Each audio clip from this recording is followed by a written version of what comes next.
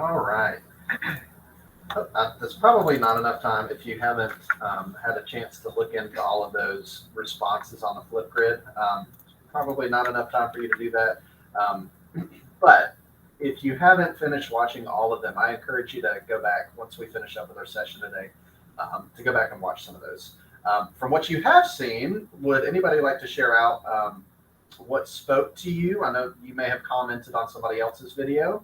Um, did any of those speak to you in the ideas that were shared or just the ways that culture is established and built upon in the classroom? What you saw in other people's responses?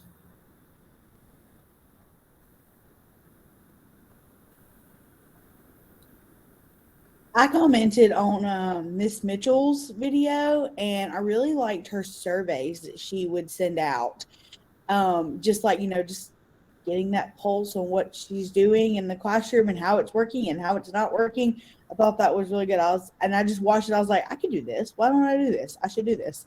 So I think that's something I want to do this upcoming year, periodically. Yeah.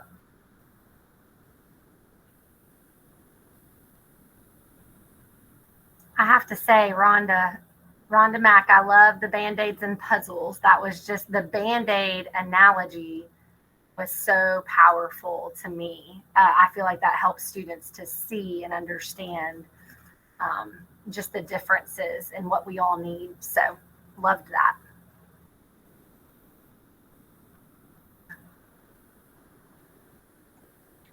I loved that everyone was already doing something along the lines of building culture and that it was varied. Everyone had different take and did different ideas and activities and things. So that was encouraging to me.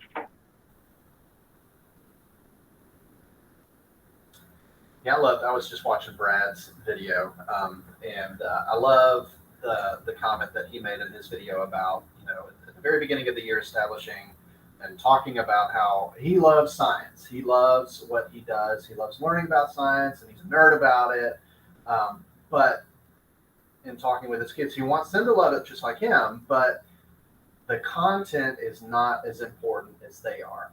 I love science, but I care about you more. You are more important to me than science. And so setting that tone from the very beginning, the onset, as they enter in the classroom, that I love that. So thank you for sharing that, Brad. Mm-hmm.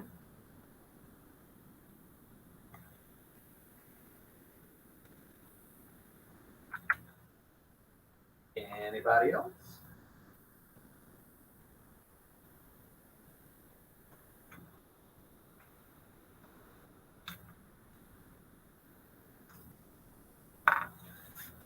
Okay, so in the last session, we challenged you to take a look and read over 2 of the smart starts within this section of the book, and we gave you 2 of the smart starts to read up on and familiarize yourself with and become an expert, if you will, on that smart start. And so, what we're going to do today to start us off is because you only read 2, you may have read about the others too, but the 2 that you were supposed to read, you know so much about.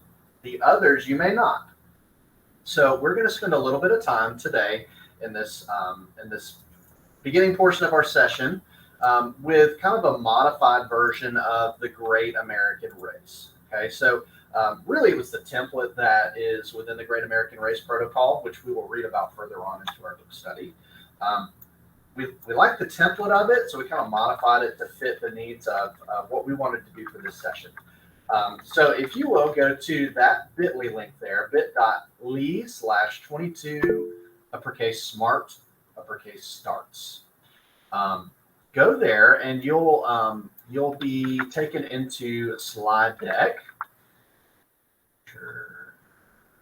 There. Okay.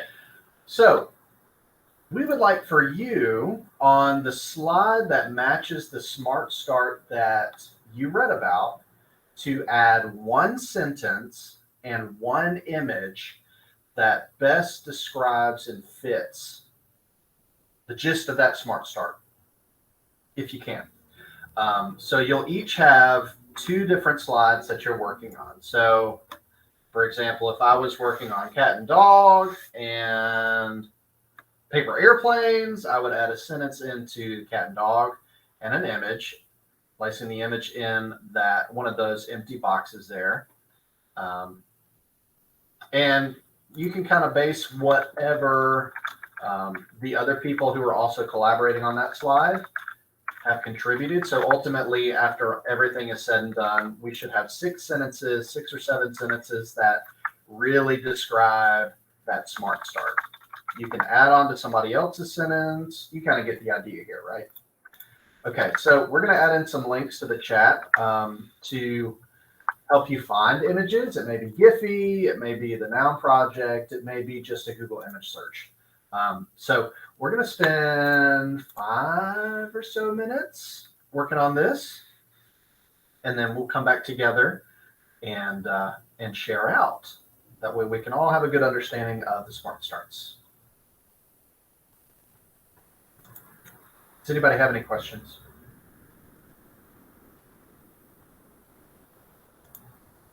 Okay, great.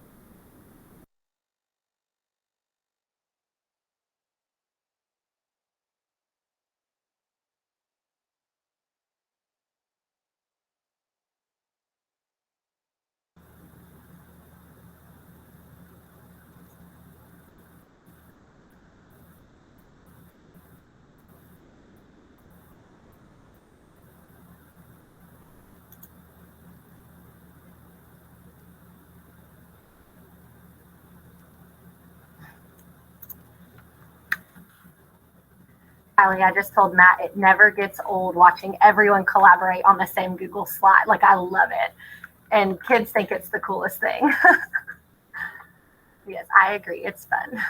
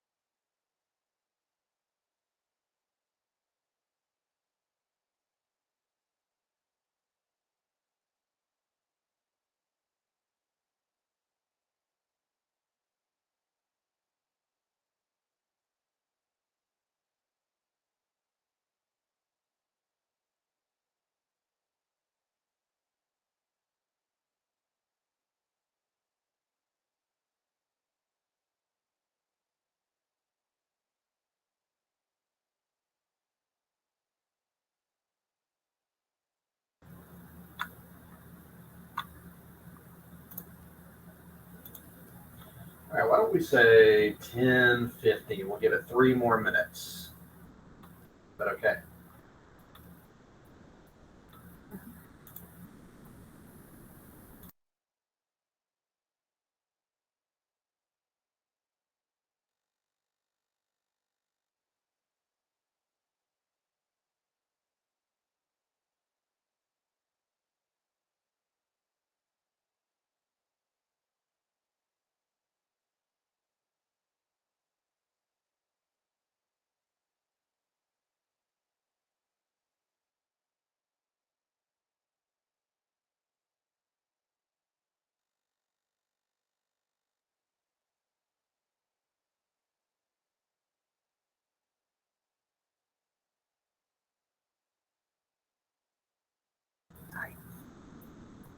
Hey Jennifer, I see you just hopped in.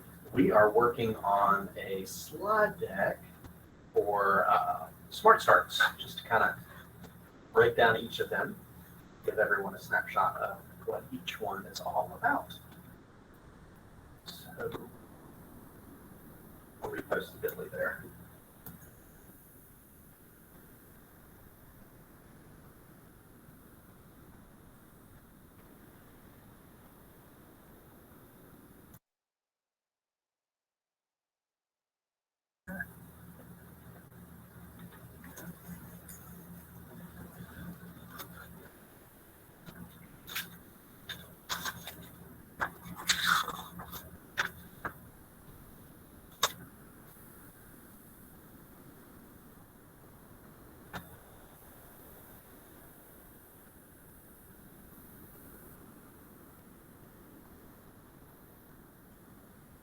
About a minute more. I'm trying to gauge who's still working.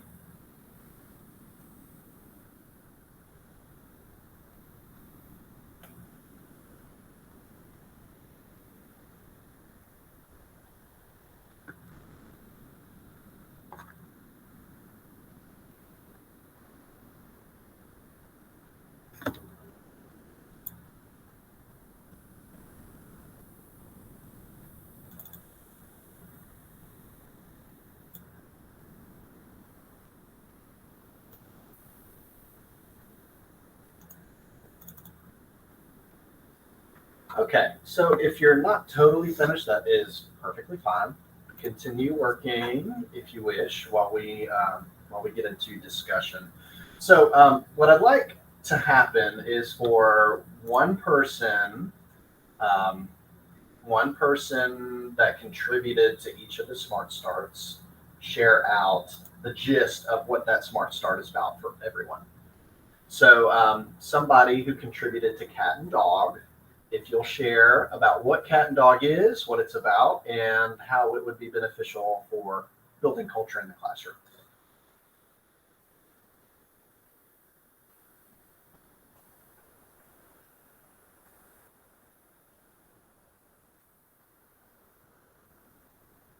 Don't everybody jump in all at once. Cat and Dog started with students using a Venn diagram, how cats and dogs are different. So it kind of emphasizes introducing the idea of a Venn diagram, also having them read and be able to analyze a text for the meaning. Then the kids work on a Freyer model from that. Part of the deal is when they're working in a group to reach consensus. So that's one of the other goals of that activity. And then there's some extensions after that, like you can have discussions like, depending on your preference for the cat or the dog, after hearing discussion, whether you would be persuaded to move to a different spot. So there's an opportunity for kind of 4 corners for students and their opinions. Awesome. Thank you, Jason. All right, what about the worst prezzo ever? This is probably one of my favorites.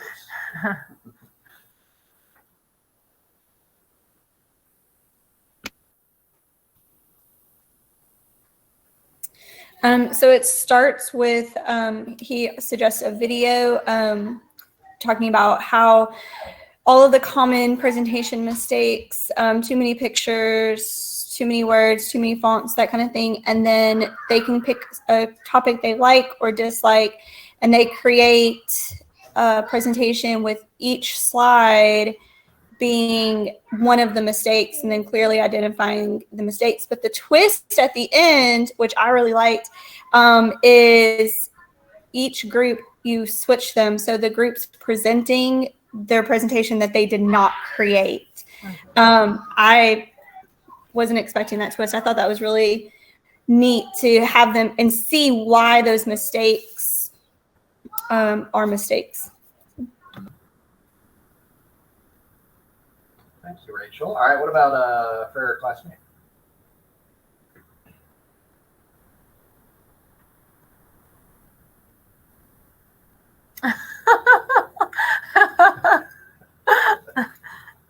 Sorry, I was playing rock, paper, scissors. It looks like I won.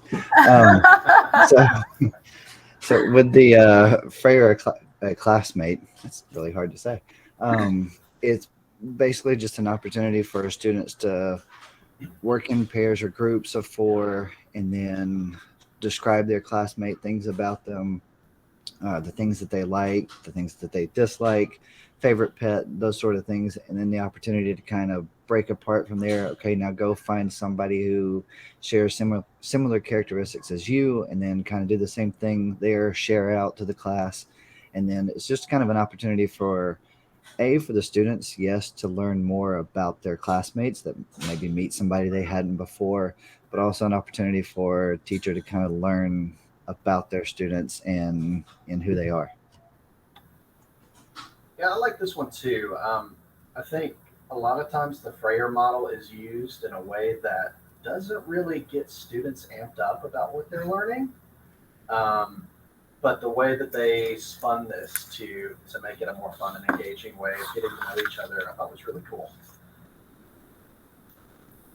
Okay, what about things that rock? This is a good one too. Use this one several times. Things that rock. Things that rock was a good one, just a way for teachers to learn about their students. You have images up of just different things, from like homework to rain, wet, and just all types of things. And you have a continuum in your room from like one end is like lame and the other end is rocks. And so you project the picture and the students go to on the continuum of where they feel it is. The teacher calls on a few kids to tell why they feel that whatever the topic is lame, or why they feel it rocks. And after you call on a few, you project another picture, and then the kids move along the continuum to based on where that is. But it's a good way for the teacher to learn just different things about their students. Yeah, this one's a really good one too. They're all really good. What I really like about this one is that, on opposite ends of the spectrum, if you give students, either extreme, it rocks or it's lame, not giving them the in between and allowing them to figure out, oh wait, I don't necessarily have to go to all the way over to one side. I can pick and choose. I'm kind of on the fence about this, So giving them the opportunity to figure that out and express themselves that way that's cool too. Maybe get some talking too, get some explaining, sharing their thoughts. Yeah. So a question about that one on the things that rock. That image, the first image right there at the top left. What is that? Let's see. It looks like people maybe at different points. Yeah, Those would be points on the stupid. journey. It's a lot of people. I typed in line of people. Awesome. Okay, what about paper airplanes?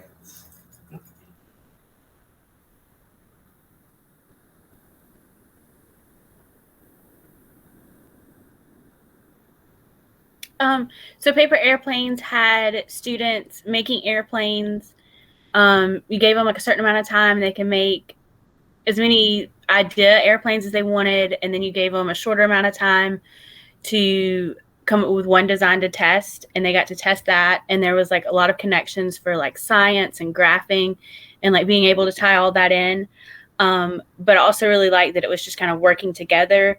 It said that like if they were, I think it was here, it may have been somewhere else, but if they were like wasting their time or weren't using it correctly, to like shorten the time instead of make it longer, which I really liked.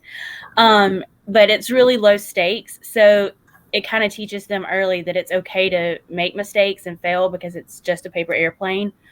And kind of sets that idea for the classroom. Awesome. Thank you, Susan. All right, last but not least, cardboard challenge.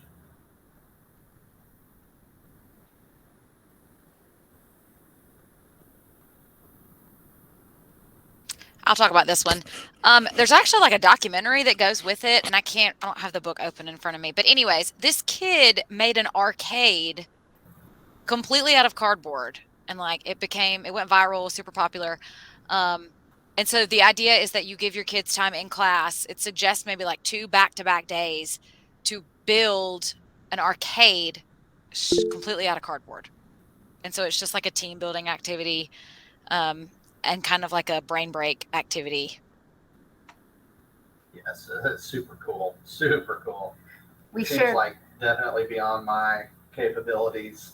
But yeah, just tapping into that creativity, and yeah, it's really neat. We've got we included the resource, the link out to that documentary or that story in the resources in your slide deck, your digital notebook.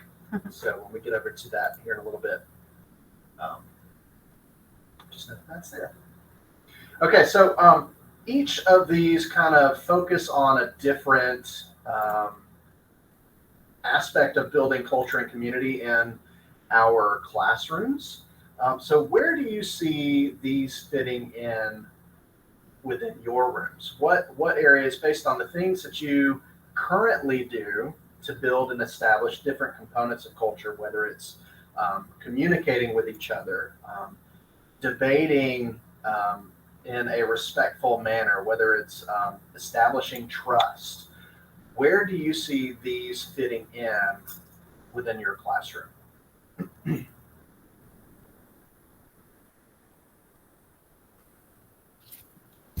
Well, I don't have a classroom, but I use things like this when we pull our staff together to build culture within our staff and to create a safe environment for them to trust each other. And it works really, really well. And you can see the team building that goes on as they collaborate together. And then we encourage them to take those and turn those around to their students.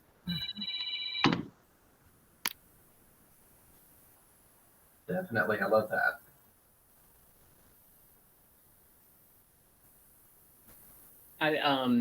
Teaching 6th grade, like our school gets 3 different feeder. We get Wilsonville, Shelby, and Elvin Hill. And so kids don't know a lot of their classmates. They also by default kind of gravitate to the kids that they've always known.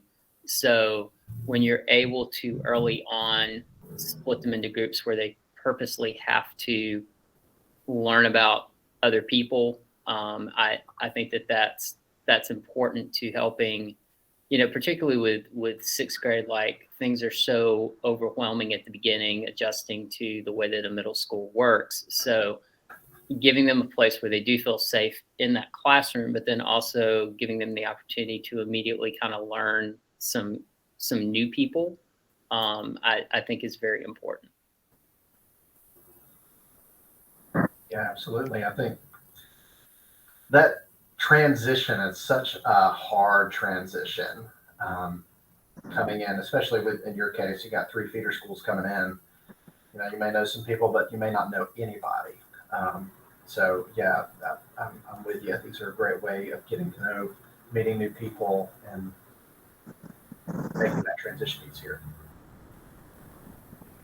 And I actually like the things that rock as a way, because one of the things that I do with my kids is we do number talks. And so as long as they get to the correct answers, they may work it out differently. So I thought this would be a good way to help introduce that, because everybody's answer is their answer and it's correct on this continuum. And so we can talk about, as long as they can provide their evidence, which this will also be a good way for them to defend their answers, which is one of the things that we talk about in math too. As long as they're able to defend their answer and why they feel like, SpongeBob is a stupid cartoon, or why they feel it's a great cartoon, or whatever it is. Teaching them to defend their answers based on their evidence and their experience and come to their solution as long as they can defend. So this would be a good way for me to incorporate that aspect of the number talks in my classroom, defending their answer, sharing it, respecting each other. So I'm looking forward to trying this. I was thinking, as we're planning for the start of school with having a staggered start, that things like the things that rock would be a great way to start on those staggered days, because we would have fewer students and it would be easier for kids to move within the classroom. But then things like the Frayer classmate would be a great way when all the kids are together for the first time on that first Monday. That would be a great way to start the school year as a full class that first Monday. So I was trying to see how things would fit in as a partial class and then as a full class.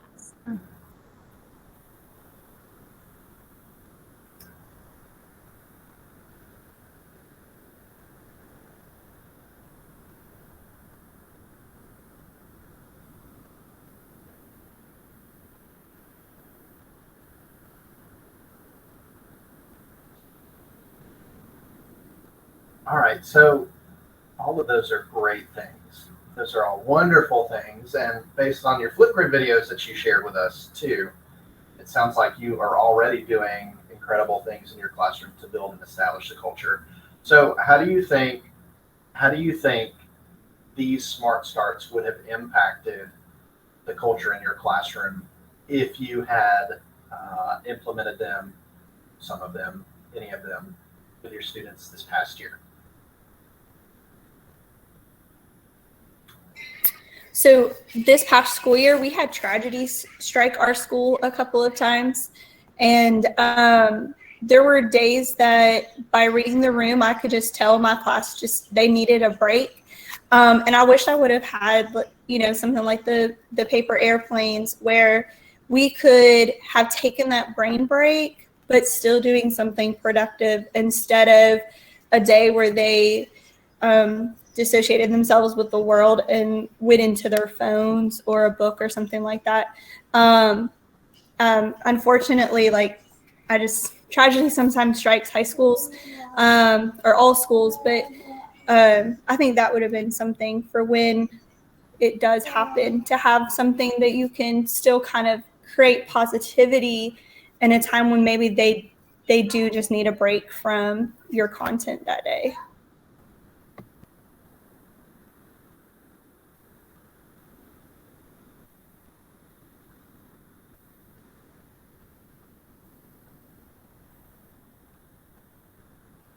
Anybody else relate to that? I'm definitely with you.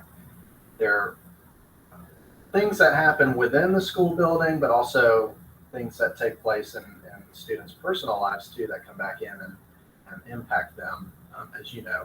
And so, yeah, I'm with you, Rachel. Things like some of these smart starts that are more easygoing and laid back, that kind of offer that brain break, even if it does incorporate technology, it's just taking their mind off of whatever it is going on and shifting their thinking. Something I thought about was when we have to be out and we have substitutes in our classroom. So how some of building this culture through some of these activities could then throughout the year positively impact those days where there's a substitute, because I know we hear from teachers, oh, nothing was done, when the substitute was there, or the substitute says, oh, that class was awful, or, we've heard it all. Y'all know what I'm talking about. But I just wonder if doing some of these types of activities at the beginning of the year, or even creating your own, like the book talked about, these are just 5 or 6 that they have in here, but you can do lots of other things that could be a smart start to impact and build the culture of your classroom that, for instance, down the road when a substitute's there, maybe the situation and the report that you get back from the substitute would look very different than maybe it has in the past because of what you've done at the beginning of the year to build that culture in a different way than maybe you have before. That's a great idea, Tracy, especially for those like unexpected days. It wouldn't be hard to leave a lesson plan template, you know, for one of these smart starts. Mm-hmm. Yeah. Or to post it to Schoology or, you know, whatever platform. That's a great idea. Yeah.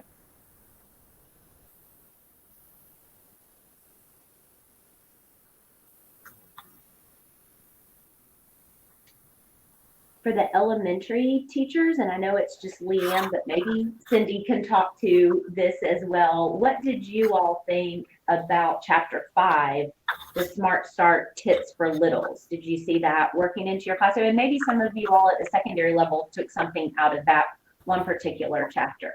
Anything from there that you feel like is applicable to your classroom?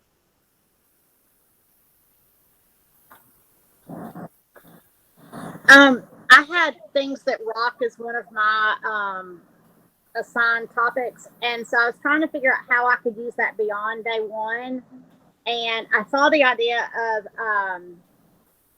from somebody else. It was on one of the Twitter boards, but it said to use Halloween candy and have the kids on a continuum on what's your favorite Halloween candy and do you like this Halloween candy?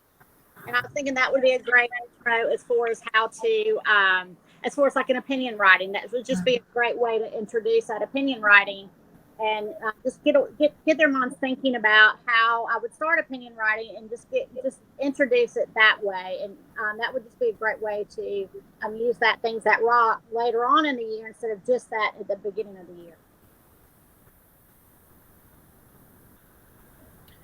Two things struck me in reading this chapter.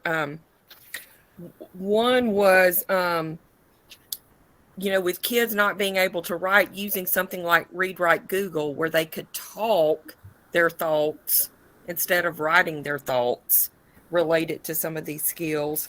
And then I just lost my thought on the other. Logging into computers. I think sometimes we shortchange our littles because they come to school knowing so much about technology now. So I think they pick up on it so fast. I think logging in and learning those concepts will be easier now for some of our students because they're so wrapped up. I know my granddaughter, who will start kindergarten in the fall, you hand her something and she goes at it. She knows how to log in and manipulate the computers. They're just so smart. So I think that they'll do really well with computers because of what they've encountered at home. I also like in chapter 5 the tech boot camp, and just really honing in on the 5 or 6 things that I really want my kids to know that first week of school.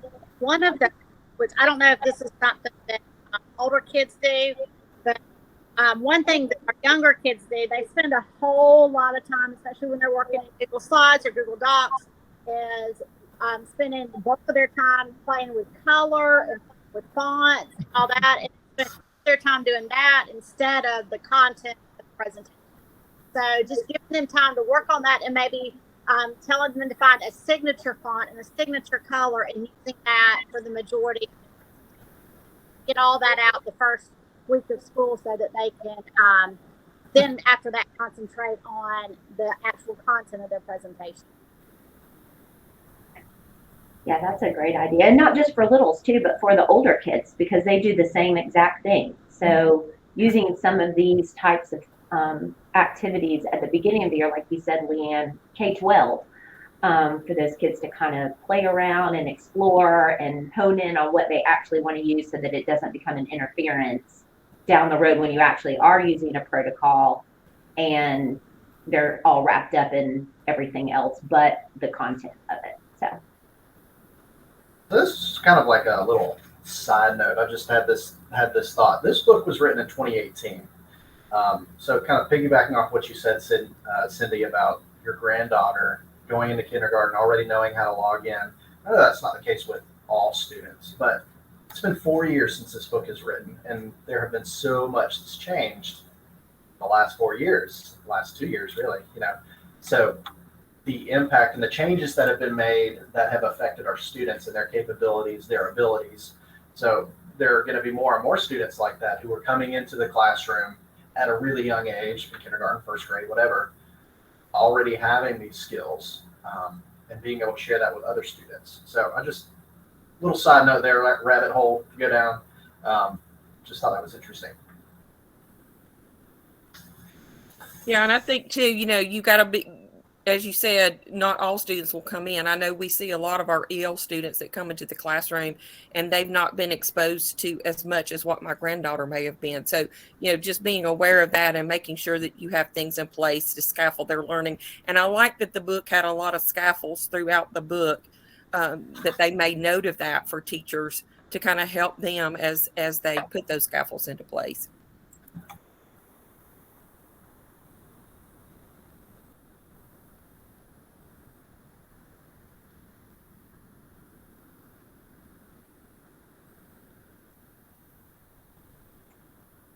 Thanks for sharing those things. We appreciate it. I just thought it was a good chapter and only kind of was really written for just the elementary, but I knew that having you all speak to your personal experience with it would impact others too. So, and remembering that real learning and creativity cannot take hold unless the classroom culture supports each and every student. So remembering we don't want to leave anyone out, and we want to do the activities and build up that classroom culture so that every student feels comfortable, every student is productive, every student, is learning. So that was just a quote from the book, page 19, I believe, that kind of stuck out to us as far as, that creativity and using the Smart Starts to build up that classroom culture.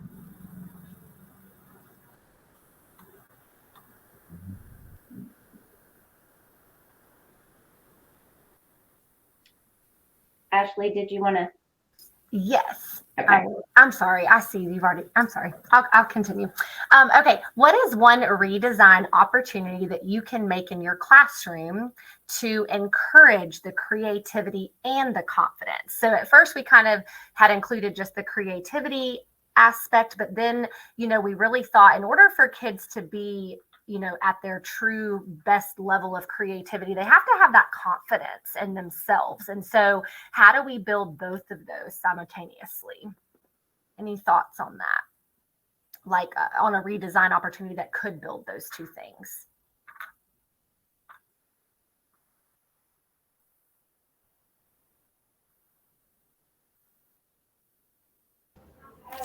I think one thing you can do from the very beginning is make opportunities where they will be successful and then celebrate that success, and have those celebrations for them and with them and to build them up. And also making it okay to make mistakes, and that's not something that's going to crush you. We will, but we'll learn from it. We'll bounce back from it. You're fine. You're good. And just still building up on both of those things. I kind of think also it's probably us learning like when it's time to shut our mouths and let the students do the work, and to struggle, but struggle well, if that makes sense, to like use those metacognitive skills to build. And so sometimes it just like, I just remember I looked at students one time we were working on assignment. I was like, "Are y'all ready for me just to shut up so you can work?" They're like, "Yes." I'm like, "Okay, good. Let's do that." So I think it's us learning when we need to just stop talking. I teach.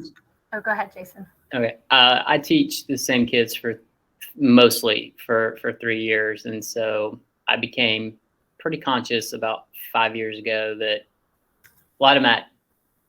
some of my eighth graders, I think that they got stuck into thinking, okay, I'm always going to make this grade, particularly when we do like a solid piece of writing. So like kids that make a B 6th and 7th grade just think, okay, I'm not really that good at writing. Writing's not what I'm a strength of mine, and so they like don't almost see a path forward for a way to get better. And so I've tried to be really good or better over the past few years, speaking specifically to 8th grade. And it's not that they all would pay attention, but like saying, you know, if you want to improve, this is the next step you need to take.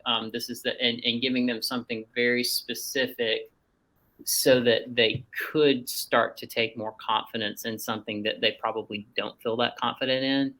And at least giving them, throwing it back to them where, okay, this is an opportunity for you to get better if you want to, you know, take it. You know, you can sit and throw your little pity party and feel sorry for yourself that you're just not gifted or good at it. Or, you know, again, you could take these steps and this would actually help your writing get better. So I think trying to be specific with the feedback that you give can help build confidence. Absolutely. I was just going to kind of share the viewpoint of like, again, that student choice, because we know that our students all have different strengths. And so giving students the ability to choose maybe how they want to produce that work sample or how they want to complete the project, I think that builds creativity and the confidence, because, you know, creativity comes in many different forms. And I like somewhere in the book, it talks about how oftentimes we think of creativity as just art. And we don't think of creativity as maybe other outlets. And so our kids have multiple different creativity outlets. And so giving them that choice, or, you know, just being mindful that not all kids may want to do a drawing. You know, some kids may want to do a different form to show their learning. And so I think that that can naturally build confidence as well when they have that ability to show that strength.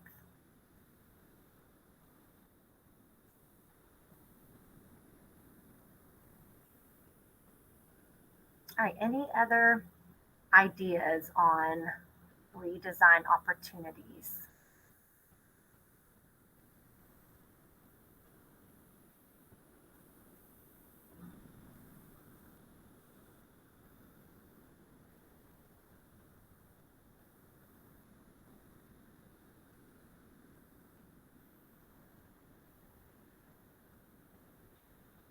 Well, what else spoke to you in these chapters? What else spoke out to you about building culture, or just any of the smart starts, or whatever we read in this section? What else spoke to you that you'd like to share about?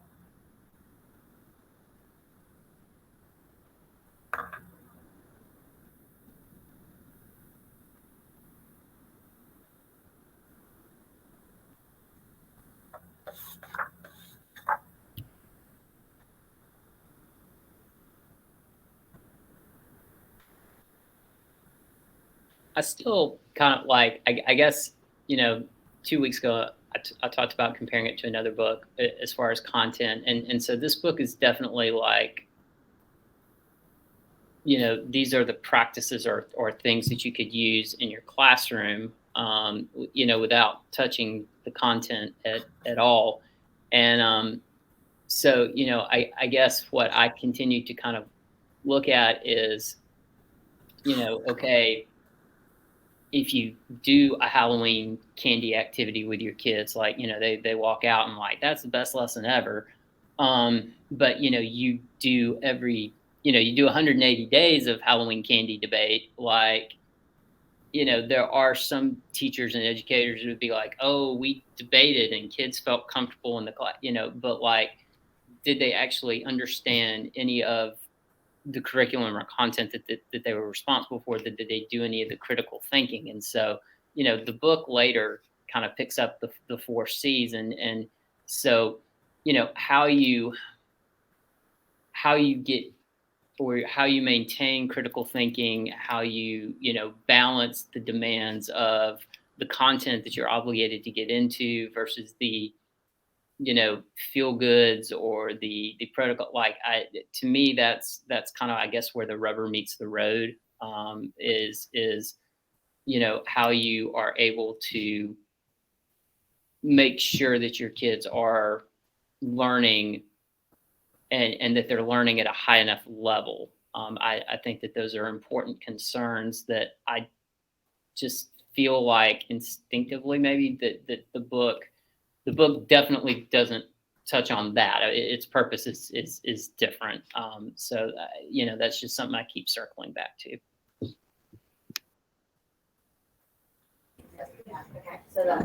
One statement that stood out to me, I'm sorry, I'm at Amstar training and I'm in the hallway and I think the science teachers are getting ready to do some type of project in the hallway.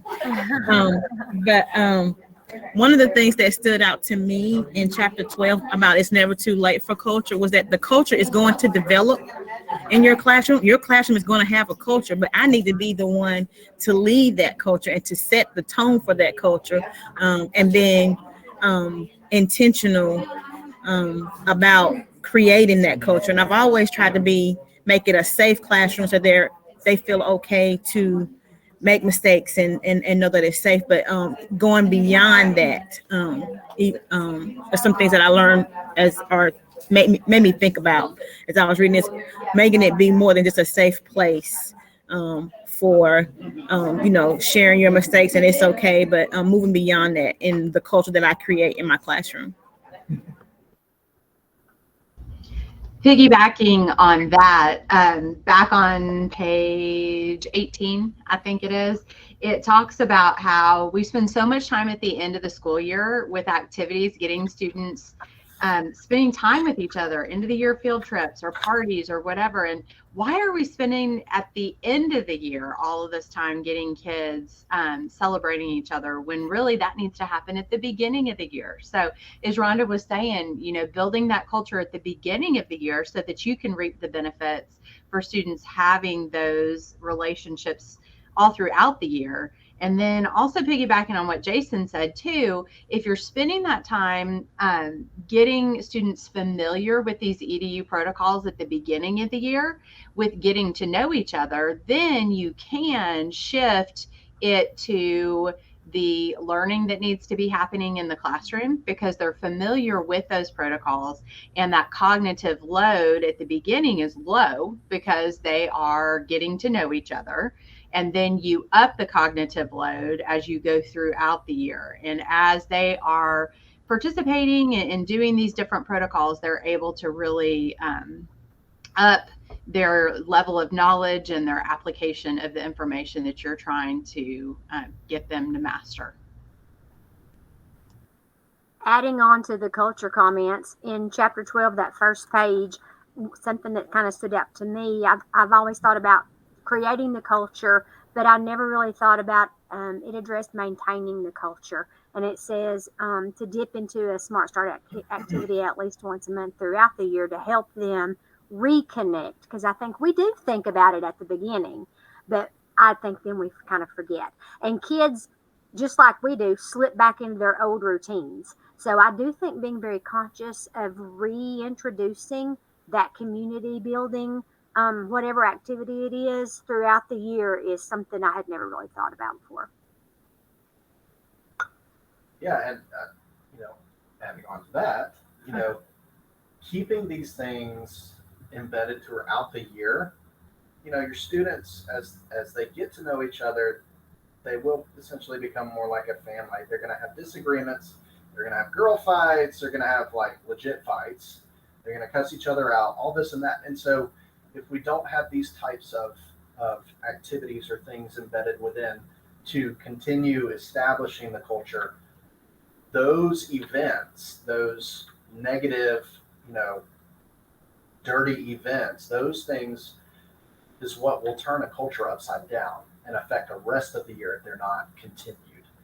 So it's important, like y'all have said, it's important to maintain those and periodically do a check-in or one of these smart starts just to kind of remind students, like we do in the elementary world, I guess across the board, elementary and secondary, we teach and establish procedures at the beginning of the year, expectations at the beginning of the year. When we come back after Christmas break, we go over those again.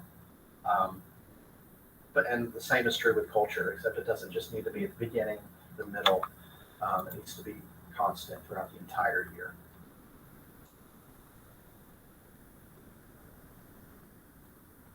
Anything else? Any other comments, takeaways from this section?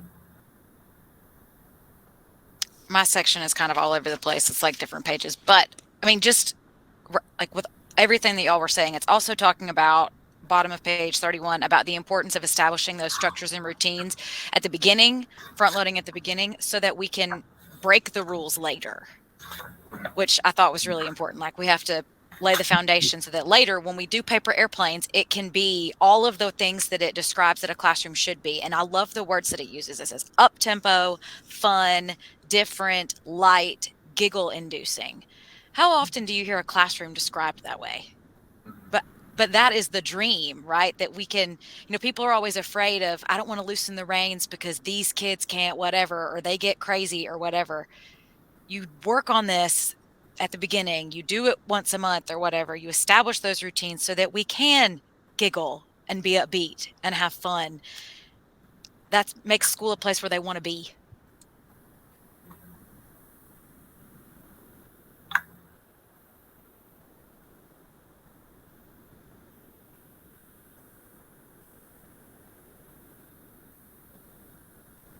All right, so as we kind of wrap up our time together today, just want to kind of challenge you to think about one of these smart starts that you can see yourself implementing the beginning of the school year next year. And it may be more than one that work well together, depending on what you teach, the students that you know are coming to you in the fall. So just begin thinking about that, how you can implement and work that into your classroom with your students. So we'd also like you to, if you're in your digital notebook on slide 9, our next meeting is going to be on July 12th, which is in 3 weeks. It's a little bit different because 2 weeks falls on 4th of July week. So we wanted to push it back one more week for you. On your to-do page for slide 9, make sure you click the update button so you get all of the new information. Same thing with slide 8 on the resources.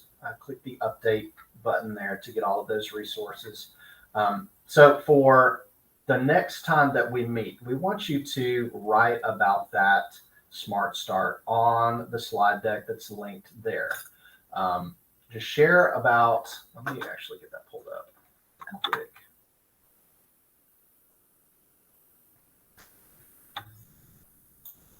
I think Ashley's going to share it. Yeah, I've got it. There we go. Sorry. Yeah, so pick a slide, any slide, add your name to it, and just add in your redesigned lesson idea, the Smart Start that you want to incorporate into that, and then we'll get into the other components later on as we continue out through the book study. So those are your things for the next time that we meet. Oh, and of course, reading. We want to read chapters 14, 15, and 31. So as Jason kind of mentioned earlier, 14 and 15 really dig in and hit hard on the 4 C's and creativity. And so we will begin looking into that. And I think we're going to have some really good conversation that comes from that. So if there are any questions, any other comments, feel free to share those out. Otherwise, we hope you have a wonderful week. Happy 4th of July. And we'll see you soon. Bye. Thanks, guys. Bye, Thank everyone. you. Thank y'all.